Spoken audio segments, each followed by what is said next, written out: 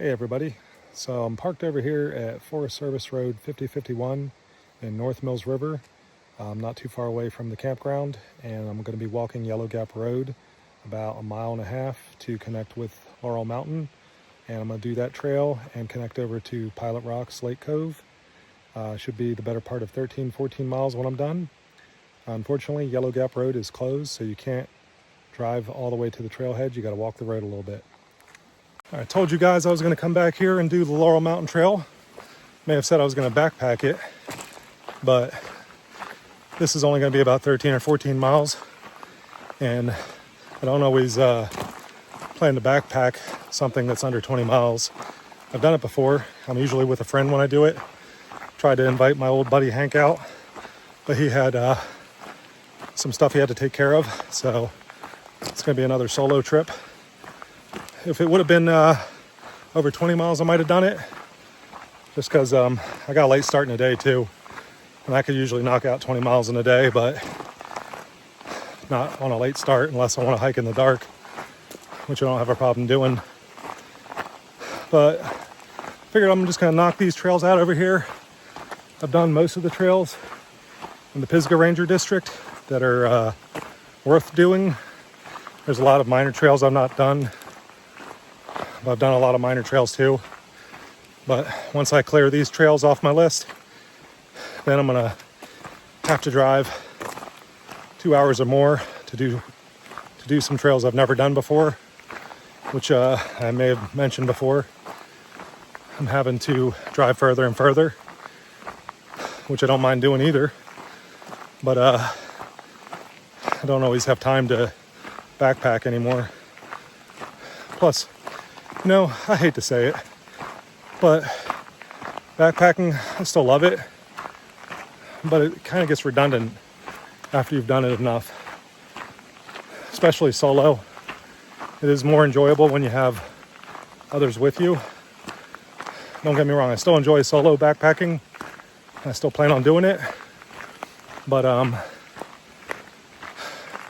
doing it with others, you get to have the camaraderie. That experience is always worthwhile to me. Just like solo motorcycling, which I'm planning on doing here tomorrow, which is another reason on my 2 days off I chose to just day hike today so I could squeeze in a motorcycle trip tomorrow. I don't know where I'm going to go. It's going to be a surprise, but I only get 2 days off a week, and work's kind of getting to me of late. I'm just getting burned out. I'm looking forward to my vacation in 2 months, and I'm definitely planning a big trip for that. So just wanted to give you guys a heads up. You'll be seeing more trips from me, but after vacation, they'll probably dwindle a little bit, and they won't be as frequent unless I feel inspired. And I gotta say, my inspiration's been lagging lately, so it doesn't mean I'm not gonna do it though. There's lots of nice campsites here in North Mills River. Thought about maybe coming out here to do some motorcycle camping, being that it's close to home. But like I said, the road is closed from where I started to this point, so hopefully it'll reopen again. You don't see any hurricane damage, just some minor erosion on the side of the road, which is evident throughout the area. I don't see why they'd keep it closed, but somebody left a PS2 here. Why the heck would you do that? Just pack it out. People. All right, after walking the road for 2.6 miles, finally come to the trailhead. It's not even marked. Let's go up this little incline and see.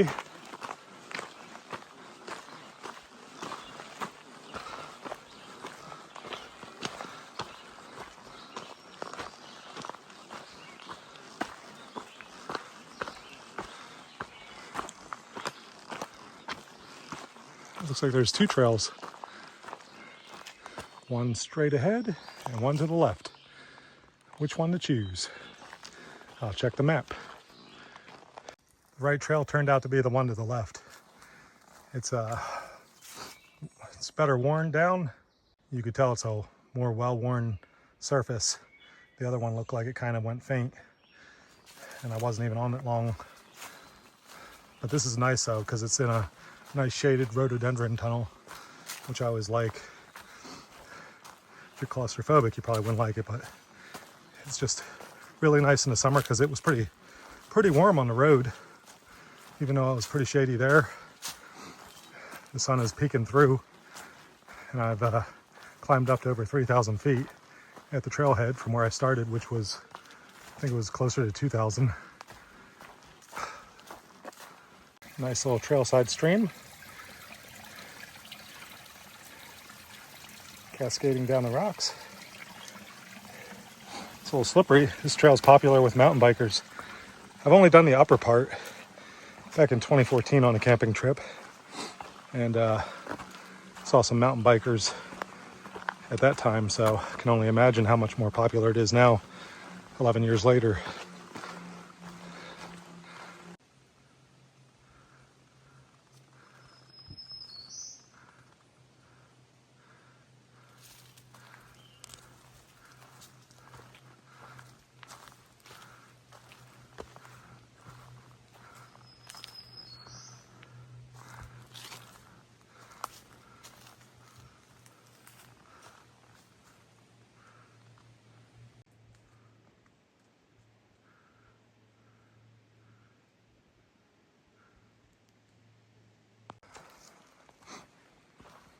This looks kind of spooky in here. Trees are all twisted, rhododendron type trees.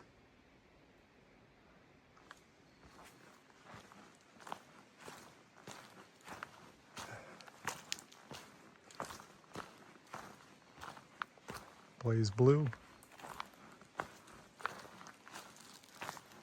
Yeah, what a nice campsite. It's right off the trail, in the elbow of the trail where it turns to the left. No water though. I always like to have water nearby. I like the sound of it when I sleep. Find it relaxing, lulls you to sleep. And also you could get washed up before you get in your tent. And of course, water for drinking, cooking. Added bonus. Yeah, pretty cool rock overhang.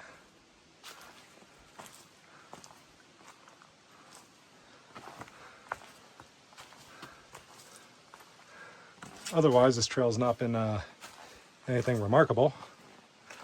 This is the first cool thing I've seen, and I'm about 2/3 in.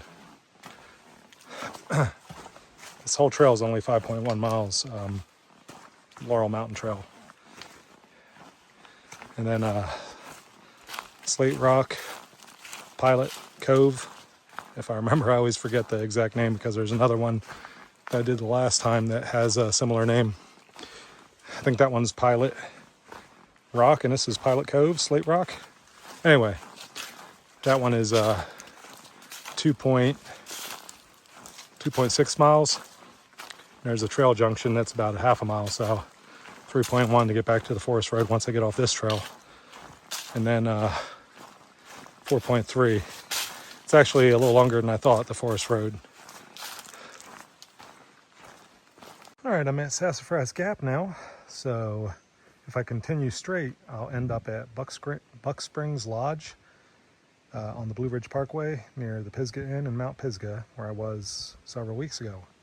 So this is the way to complete the loop using the aforementioned trails, the Laurel Mountain Trail and Pilot Cove, Slate Rock, back to the forest road. Good Lord, this Slate Rock connector is really steep. I'm glad I didn't go up it, but it's pretty challenging going down. Hard on the knees. That's a beautiful creek with Mount Laurel over it, right by the trail. Look like you could probably have a campsite right over there. I've not seen too many campsites so far, with the exception of the ones on the road and the one I saw at the elbow of the trail on the Laurel Mountain Trail. But that could be a pretty nice campsite. I'd actually prefer something like that, being near the water.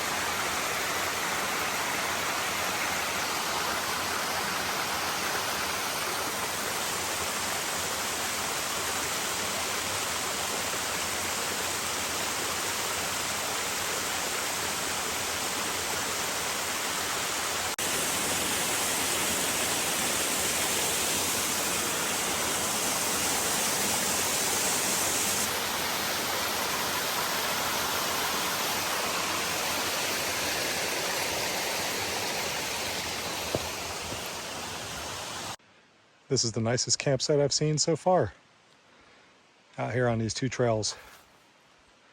Nice and wide open. Get some people in here. Kind of reminds me of the Smokies campsites. Really well worn and well established.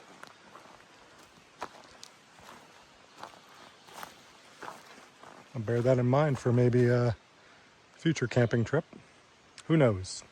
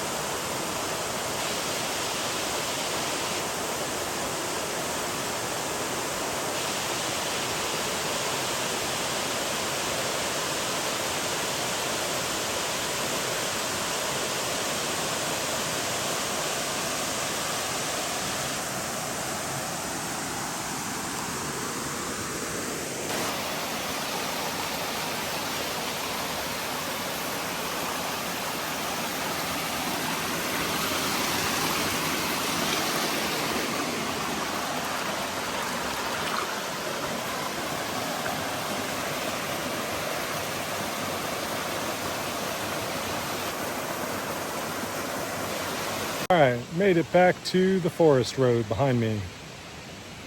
And this trail is actually signed. You can see that. Pilot Cove, Slate Rock. So I'm gonna take a little water break here, and then I think I'm gonna go and challenge myself to a little run because it's mostly downhill for 4.3 miles back. So we'll see how far I get before I have to stop or take a lot of breaks. So there was a landslide here, but it looks like they've cleared it pretty well. And I've seen a lot of fallen timbers, but they're definitely off the road. So I don't know why the road remains closed over here. There's erosion along the sides, but it's still wide enough in many places for two cars. So who knows, maybe they're gonna open it real soon. It'd be nice, because people are coming back to the area for recreation and other things, and it's just a great place to be, close to town.